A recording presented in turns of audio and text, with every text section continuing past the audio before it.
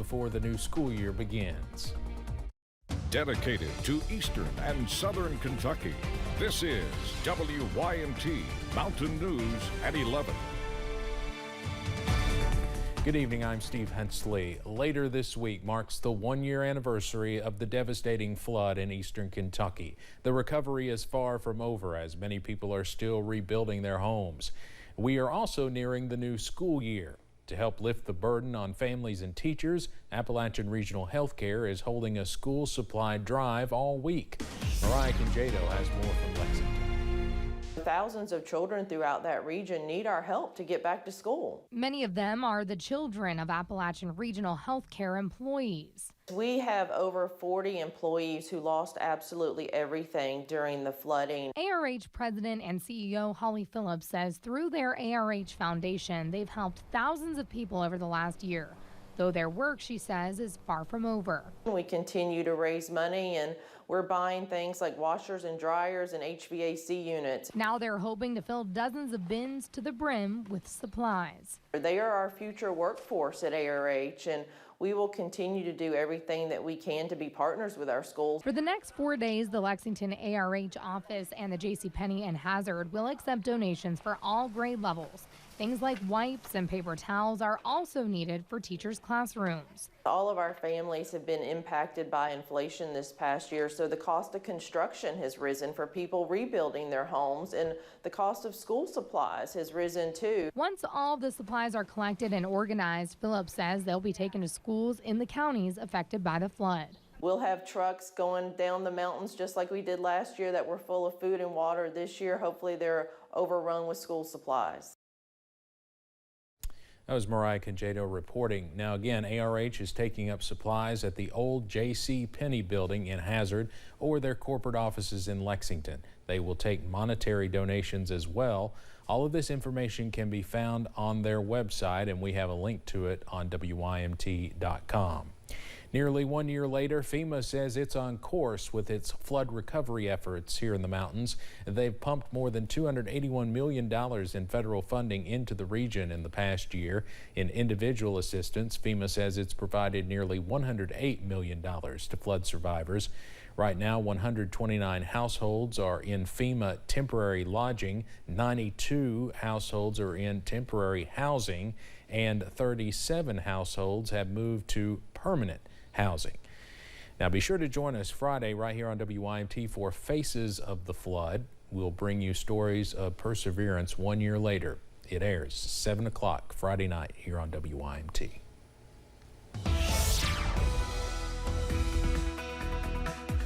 Well, warm and mostly quiet day throughout the region, but some rumblers already working into the region right now. Here's the view from our Buffalo Mountain camera here in Perry County, watching the lightning from some storms off in the distance. Now, these storms aren't severe, but they do have the capability of producing some brief gusty winds. There we go. You can see some of the outflow there in the foreground as we continue to watch that area of gusty winds out ahead of that storm start to move on in. See if we can get another lightning strike there within the next couple of seconds.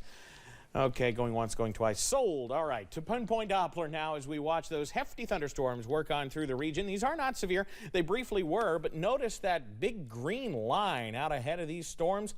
That is the leading edge of the gusty winds. As those work on through, you get some heavy rain and some lightning and thunder with these as well. Here's where they're headed over the next few minutes or so, moving to the east at 30 miles per hour, the east and southeast. Talking to places like Dice by 1104, toward 1006, 1115.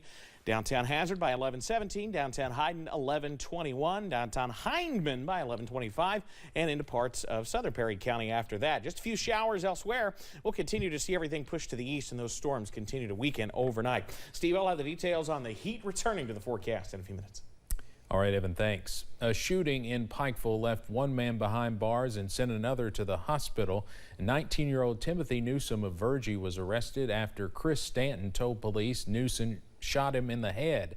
Now, Newsom claims he hit Stanton in the head with his gun but did not shoot him. Investigators believe the gun went off after Newsom hit Stanton. The scene was under investigation as the roadway in Pikeville remained closed for hours. Police believe any threat to the public is over. I think that we have a very safe city compared to other places. but we have a high police presence and also patrol, and our administration makes sure that we have safe for the people that work here, safe for people that live here. So that's what we pride ourselves on. This is a rare occurrence in the city of Pikeville. Newsom was taken to the Pike County Detention Center. 2 Prestonsburg High School students died in a weekend crash. State police say the vehicle they were riding in overturned on Kentucky Route 680 after leaving the roadway early Sunday morning. The driver and 3 other passengers were hurt. Counselors were available at Prestonsburg High School, Adams Middle, and Adams Elementary today. The Floyd County School System posted the names and pictures of the 2 students on Facebook tonight. The funeral for Kendra Jade Moreno and McKenna Reese Barnett will be held Friday at 2 p.m. at Prestonsburg High School. A woman is dead after another crash in Harlan County. 59-year-old Abby Brock of Cold Iron was killed. Police say that crash happened just after 11:30 last night on US 119 in Cold Iron. Police say Brock was driving a Ford F-150 when she crossed the center line and hit a Mack semi-truck head-on. State police say US 119 near Miracle Road in Cold Iron will be closed on Wednesday from around 10 to 11 a.m. for reconstruction. A kayaker survived going over a popular waterfall in southern Kentucky Friday night. It happened at Cumberland Falls. Whitley County Emergency Management says the man was with a group of other kayakers when for some reason he went over the falls. The others stopped before going over. They say the man did not suffer serious injuries and was extremely lucky. Just from what I could see there, he was alert and talking.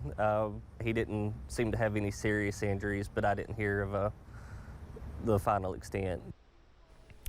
The man was taken to Baptist Regional Hospital. It is illegal to go over the falls, but it is not clear yet if this man will face charges. An Eastern Kentucky-based indoor farming company has filed for bankruptcy. The Chapter 11 filing for App Harvest follows several months of financial difficulties. Founder Jonathan Webb was also replaced earlier this month as Chief Executive Officer, although he's still with the company. Officials say they are looking to restructure while business operations continue at its 4 farms.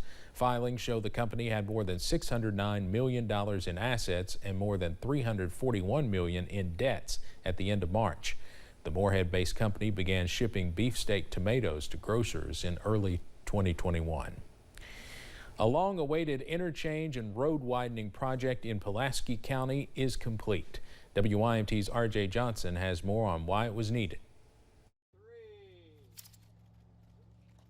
The Kentucky 80 and 461 project was a $51 million investment.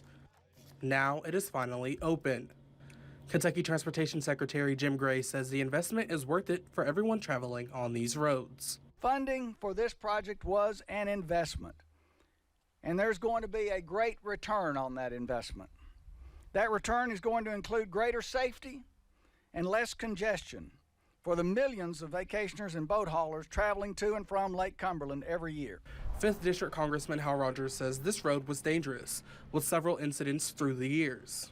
We owe all of the volunteers of the fire department and our first responders our deepest gratitude for your emergency response efforts. When we build road and bridges, we build hope and new opportunity.